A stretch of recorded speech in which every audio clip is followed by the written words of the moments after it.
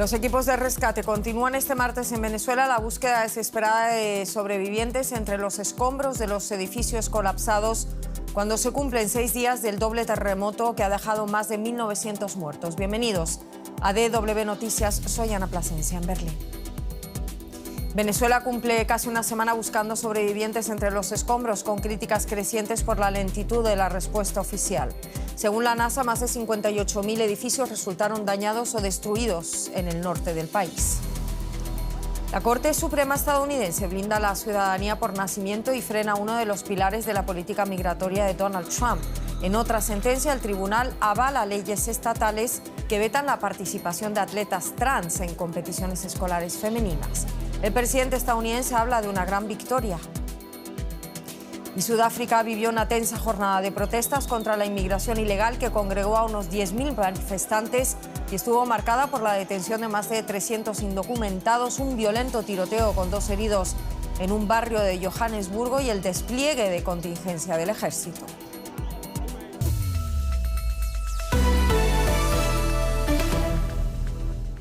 A punto de cumplirse una semana del doble terremoto que devastó el norte de Venezuela, las labores de búsqueda y rescate continúan en condiciones extremadamente difíciles.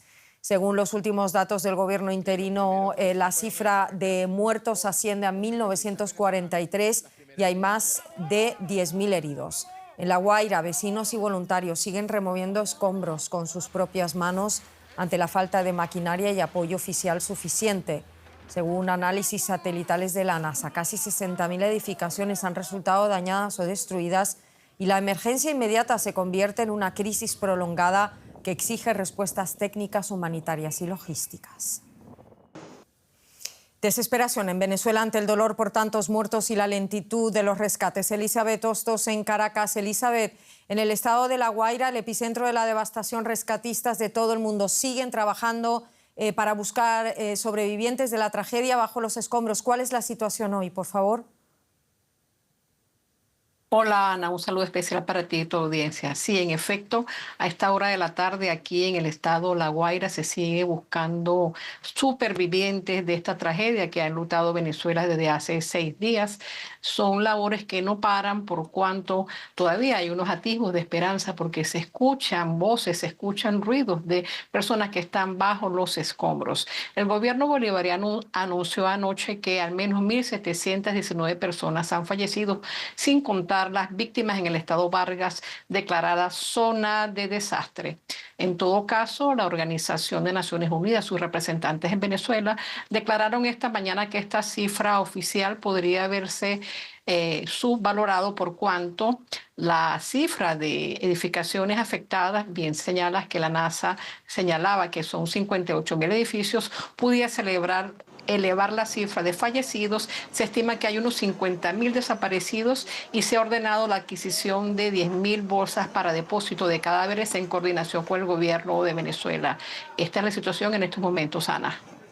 Y la cifra de muertos sigue aumentando. Acabamos de conocer esos más de 1.900 muertos por el sismo. Elizabeth, vamos a ver, la Fuerza Aérea Brasileña anunció el envío de un nuevo vuelo humanitario cargado con equipos para ampliar un hospital de campaña, incluso personal médico militar y especialistas en telecomunicaciones. Estados Unidos, España, México, muchos más países de la América Latina, también Alemania, han movilizado para coordinar misiones humanitarias ahí en el país. Hemos escuchado, no obstante, que la ayuda en ocasiones se ve frustrada por trabas impuestas por el gobierno venezolano. ¿Cuáles serían esos obstáculos, Elizabeth?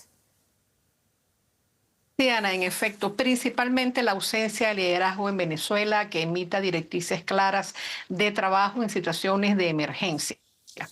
Los rescatistas internacionales han señalado que para el ingreso de medicinas y de material para atender este tipo de emergencias se exigen una serie de requisitos en las aduanas venezolanas, algo que es inconcebible en estos momentos.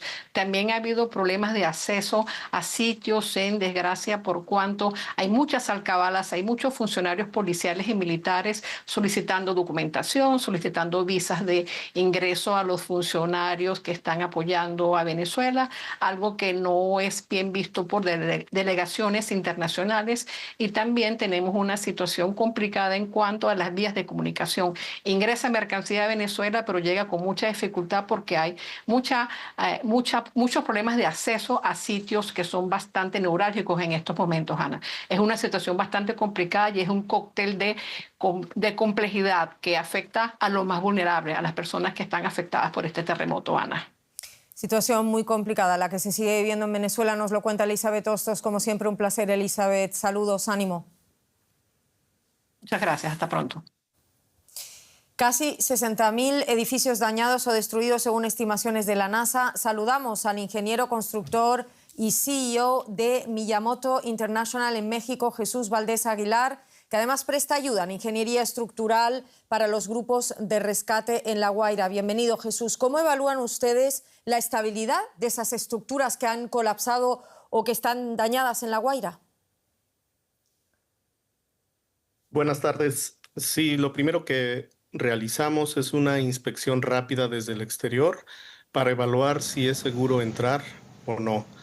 En segundo lugar, preguntar por el objetivo, si es un grupo de rescate que busca ingresar para rescatar una vida, evaluar las condiciones para que trabajen de forma segura. Conocer la estrategia de búsqueda y rescate, el trabajo que ellos realizarán. Si encuentran posibilidad de vida, también se les apoya para la estabilización por medio de apuntalamientos, que de forma temporal les ayude a trabajar seguros. ¿Cuáles son los obstáculos que dirías, Jesús, y los riesgos más críticos que enfrentan hoy esos grupos de rescate y por qué tantos edificios colapsaron? Los riesgos actualmente ya son riesgos sanitarios, pero sin duda el mayor de los riesgos son los colapsos secundarios. Hay estructuras que están severamente dañadas y que tienen alto riesgo de colapso. Ha habido colapsos secundarios y no están correctamente acordonadas o protegidas. La gente puede entrar libremente a los edificios si no hay tanta seguridad. Muchos edificios colapsaron principalmente por la edad de esos edificios, que fueron construidos con códigos antiguos que no consideraban medidas de sismoresistencia, y principalmente por el tipo de suelo en el que fueron construidos. Un suelo blando es lo más riesgoso cuando se tienen cimentaciones superficiales, y es lo que estamos viendo aquí en La Guaira, que es en donde está la mayor afectación. ¿Me puedes hablar un poco más de esos rescates? ¿Qué probabilidades hay de encontrar gente con vida, Jesús? Las probabilidades siguen, aunque los grupos tienen protocolos de atender las primeras 72 horas. Después de esas 72 horas baja mucho la probabilidad, pero al tener acceso a agua y comida dentro de los escombros, esa probabilidad se incrementa. Justo hoy en la mañana, de hecho desde ayer, se detectó con vida una persona en un centro comercial y apoyamos en las labores de apuntalamiento y estabilización para rescatarlo. Esa persona estuvo más de 140 horas sin agua y actualmente ya le pudieron acceder a él para darle alimento, y eso elevará las posibilidades de supervivencia. Lo grave de esto es que el clima es muy cálido y eso no ayuda mucho porque la deshidratación se acelera. Esperemos lo mejor para ese rescate. Jesús, una última pregunta. ¿Cuáles son las prioridades más urgentes en La Guaira para acelerar esas labores? Las prioridades considero yo que es incrementar la información hacia la población, ya que nos encontramos en una situación caótica donde la gente pide ayuda a cualquier rescatista que pasa, pero no todo el mundo está preparado para ello. Lo recomendable es que vayan a los centros de ayuda donde se maneja información y se coordina la emergencia. Actualmente también hay riesgos sanitarios. La gente entra a los sitios de búsqueda y rescate, pero ya las condiciones de descomposición de los cuerpos les generan riesgos biológicos. Entonces es tener mucho cuidado con estas posibles afectaciones a la salud. Jesús Valdés, ingeniero constructor, muchísimas gracias por todo esto. Un cordial saludo. Gracias. Gracias. Y damos paso a la economía con Rosa y hablamos del Mercosur. Rosa. Vamos a echar un vistazo a la cumbre de este martes, Ana. La cumbre de jefes de Estado y de Gobierno del Mercosur concluyó en Paraguay con las diferencias de los socios por la implementación del acuerdo con la Unión Europea. Paraguay, Argentina, Bolivia, Brasil y Uruguay debatieron cómo distribuir las cuotas de exportación libres de aranceles hacia la Unión Europea de productos como el azúcar, la carne, el arroz y la miel. Además, el bloque anunció oficialmente el comienzo de las negociaciones para un acuerdo de asociación económica con Japón y se propuso acelerar nuevos tratados con Canadá. Al cierre de la cumbre, Uruguay recibió de Paraguay el relevo de la presidencia semestral del Mercosur. La reunión estuvo marcada por la ausencia del presidente argentino Javier Milei. Y tiene más detalles sobre el transcurso de esta reunión nuestro compañero en Brasilia, Marcelo Silva de Sousa. ¿Qué tal, Marcelo? Encantada de saludarte de nuevo. Paraguay insiste en un reparto más justo de las cuotas de exportación a la Unión Europea. Marcelo, ¿qué se está negociando exactamente y por qué genera tanta tensión entre los socios del Mercosur? ¿Qué tal, Rosa? Lo que aparece por detrás es un reclamo histórico de equidad por parte de Paraguay. Hoy su presidente Santiago Peña dijo que al mismo tiempo que celebró la entrada en vigor del acuerdo del Mercosur con la Unión Europea el 1 de mayo, su país está con un gusto amargo y esto tiene que ver con el reparto de las cuotas porque hoy, a falta de un consenso interno dentro del bloque, las cuotas vienen funcionando como quien primero accede al mercado ocupa esas cuotas y este sistema de reparto tiende a beneficiar a las mayores economías del bloque, con Brasil a la cabeza, que cuenta con mayores facilidades y un acceso al mar, a diferencia de Paraguay, que no lo tiene y que cuenta con costos logísticos mayores. Peña dijo que no se puede permitir que las grandes economías aplasten a las pequeñas y que lo que reclama Paraguay no son privilegios, sino apenas un sistema de equidad. Ante esto, el comunicado final de jefes de Estado muestra hoy un compromiso de los líderes de discutir un modelo de consenso que reparta los beneficios alcanzados con este acuerdo comercial de forma equitativa. En un carril separado, Brasil se comprometió también a aportar $100 millones cada año por la próxima década para el llamado Fondo de Convergencia Estructural del Bloque, que financia obras de infraestructura en los países miembros, principalmente beneficiando a las menores economías del bloque, como por ejemplo Paraguay. Marcelo, otra cosa. Además del acuerdo con la Unión Europea, el Mercosur ha iniciado negociaciones comerciales con Japón. ¿Es este país la puerta de entrada al mercado asiático? Fue el gran anuncio, de hecho, Rosa, de esta cumbre que terminó hoy. Un país donde el Mercosur ya tiene un peso relevante. Fueron más de $13.000 millones intercambiados en 2025 entre los países del bloque y Japón, y que se entiende Japón como una prioridad para diversificar socios comerciales y, según manifiesta el propio documento de líderes de jefes de Estado, para garantizar la seguridad alimentaria y comercial ante las tensiones geopolíticas, ante las restricciones comerciales que se vienen dando. América del Sur ve Japón con buenos ojos para poner allí sus alimentos principalmente en un mercado que es muy protegido, y Japón ve lo propio en los países del Mercosur para diversificar las cadenas de suministro en áreas como energía y tierras raras. No solo Japón, el presidente Lula manifestó hoy que quiere seguir conversaciones, iniciar lo propio con China, al mismo tiempo que el bloque mantiene negociaciones avanzadas con Vietnam y con India, mostrando que tras haber alcanzado y cerrado el acuerdo con el Mercosur, América del Sur pone los ojos en Asia como conteniendo socios estratégicos para el futuro. El Mercosur diversifica su comercio. Muchísimas gracias por todas estas informaciones, Marcelo. La Unión Europea comenzará a cobrar el 1 de julio recargo fijo de 3 euros a los paquetes de bajo valor comprados fuera del territorio comunitario. La medida afectará a envíos de hasta 150 euros procedentes de países como Reino Unido, Estados Unidos, Turquía o China. Bruselas busca atajar la avalancha de importaciones baratas que entran al mercado europeo, sobre todo a través de las plataformas en línea chinas como Temu, Shein o AliExpress. Las aduanas europeas reciben cada día 15 millones de estos paquetes, un volumen que hace muy difícil controlar que cumplen las normas europeas y luchar contra el fraude. Y seguimos con más noticias, Ana. Gracias, Rosa. Hablamos del Tribunal Supremo estadounidense que ratificó hoy la concesión de la ciudadanía estadounidense automática a los nacidos en el país de padres migrantes en situación irregular. Supone un revés para el presidente Donald Trump, quien ordenó por decreto poner fin a la ciudadanía por nacimiento cuando los padres se encuentren en el país de forma ilegal o temporal. Por otro lado, este mismo martes el tribunal le concedió a Trump 2 victorias. Por un lado, anuló los límites al gasto en las campañas electorales y avaló las leyes estatales que prohíben a atletas transgénero participar en equipos femeninos en competiciones escolares y universitarias.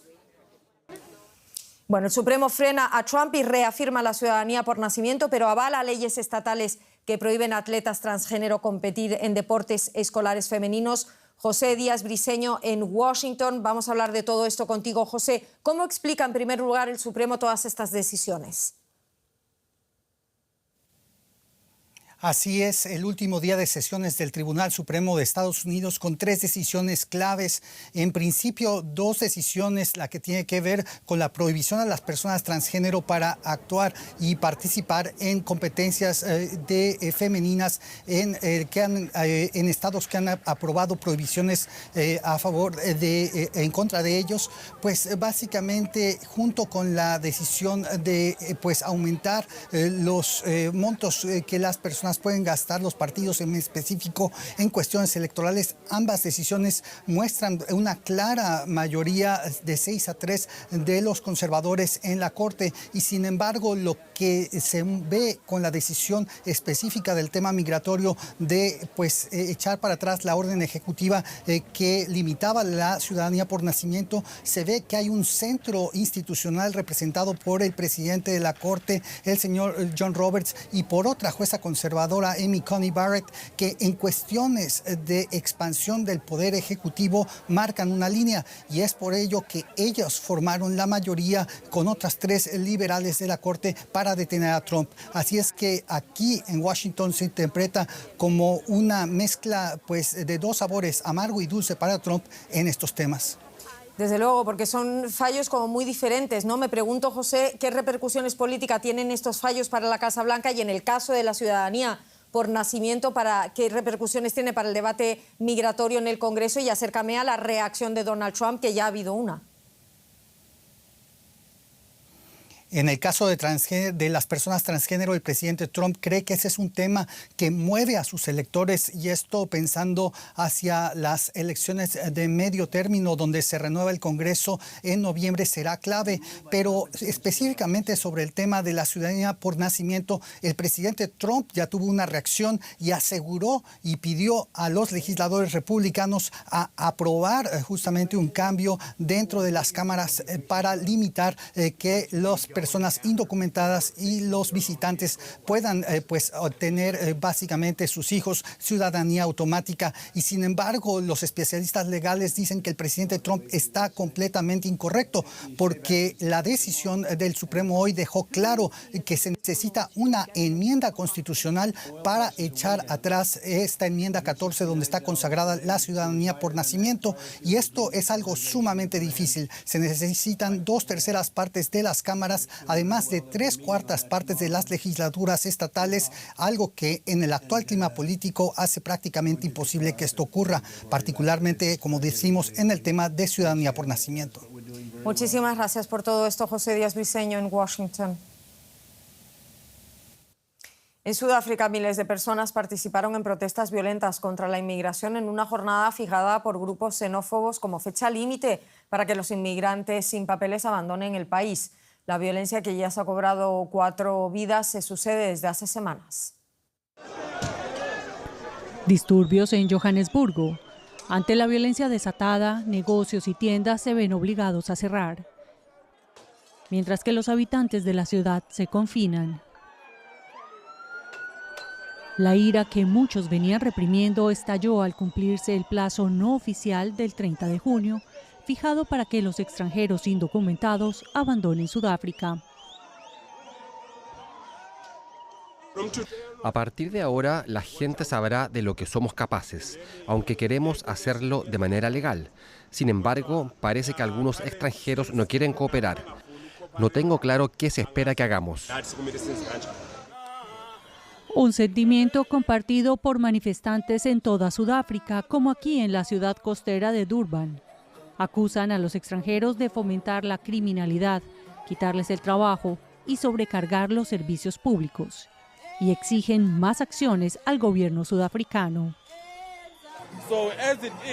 Como están las cosas, queremos que el gobierno trate la inmigración ilegal en Sudáfrica como una invasión del país y empiece a deportar masivamente a los inmigrantes ilegales.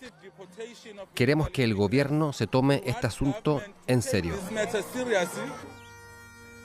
El presidente sudafricano Cyril Ramaphosa rechaza que se haga justicia por propia mano y reclama que el control migratorio debe recaer exclusivamente en las autoridades. También ha aclarado que muchos extranjeros viven y trabajan legalmente en Sudáfrica y que su gobierno está impulsando reformas como un mayor control fronterizo. Algunos críticos califican a los manifestantes de xenófobos. La situación ha provocado que algunos migrantes, como estos malauíes, abandonen Sudáfrica por miedo a la creciente tensión. Cuando vas andando por ahí, ellos te preguntan cuándo regresan a casa. Según ellos, pueden asesinar a cualquier extranjero. Sudáfrica, una de las mayores economías del continente, ha sido un imán de migrantes que buscan empleo pese a la alta tasa de desempleo y profunda inequidad. Pero estas protestas podrían cambiar la imagen del país en el extranjero.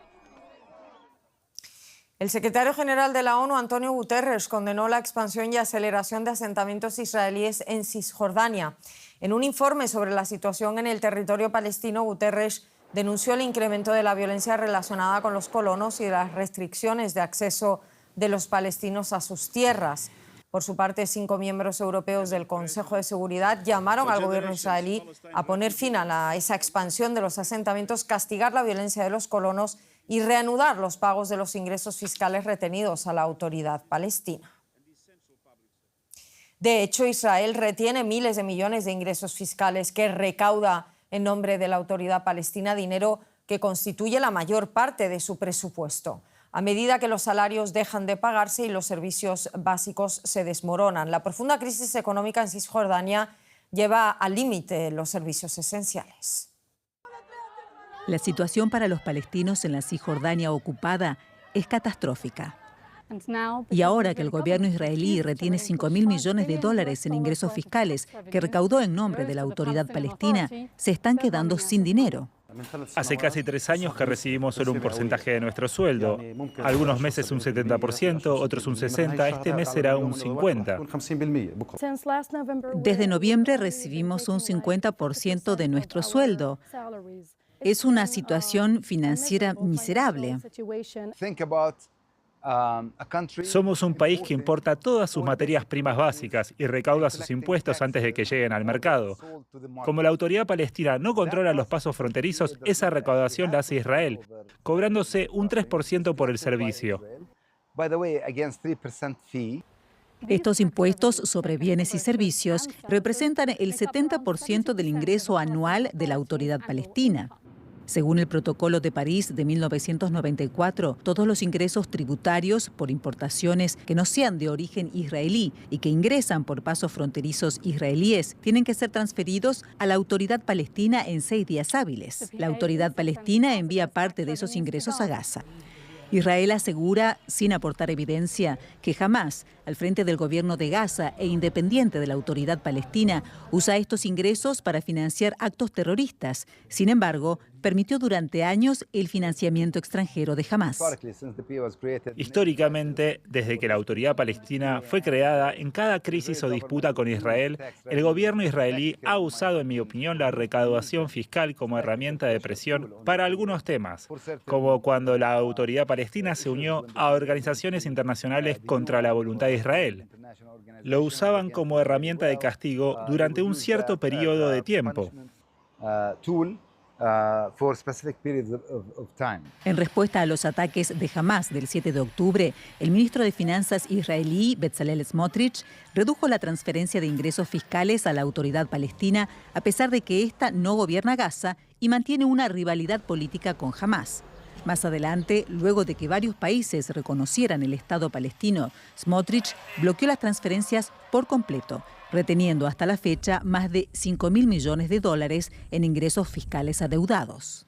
Smotrich afirmó en un tuit: voy a usar todas las herramientas a mi alcance para evitar el peligro de un Estado palestino. Eso incluye desmantelar a la autoridad palestina a través de la asfixia económica. Mientras tanto, la autoridad palestina, que es el mayor empleador de Cisjordania, debe ahora a sus 190.000 empleados el equivalente a más de un año de sueldos. El mes pasado, todos ellos, desde los ministros hasta los empleados de limpieza, cobraron unos $400. Muchos centros de salud abren solo un día por semana.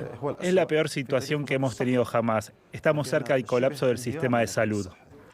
Las escuelas redujeron sus jornadas.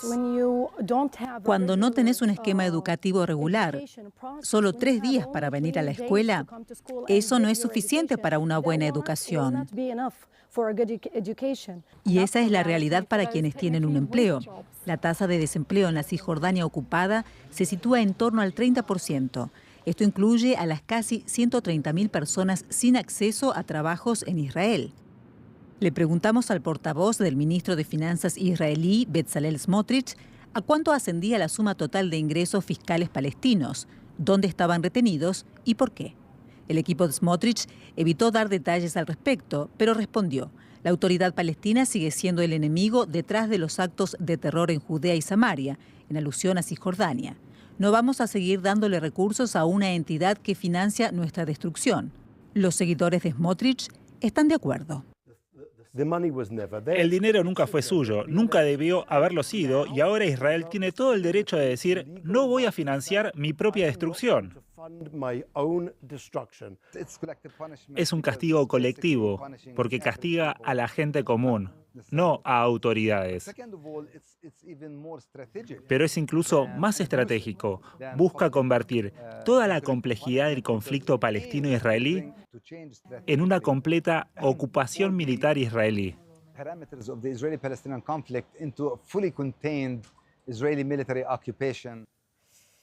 Y repasamos de forma más breve otras noticias que también queremos destacar. La policía de Mónaco intensificó este martes la búsqueda del sospechoso que habría colocado un paquete explosivo que hirió a un empresario de origen ucraniano y otras 2 personas la noche de este lunes. Las autoridades investigan la explosión como un caso de tentativa de homicidio y por el momento no se considera un acto terrorista. La lava del Etna iluminó, como ven, la noche siciliana con destellos rojizos durante una nueva fase de actividad del volcán. El Instituto Nacional de Geofísica y Vulcanología informó que el flujo surgió de una boca eruptiva situada a unos 3.000 metros de altitud. El Etna es el volcán más grande de Europa. Y con esta lava nos vamos en nombre de todo el equipo. Gracias por estar ahí donde quiera que estén.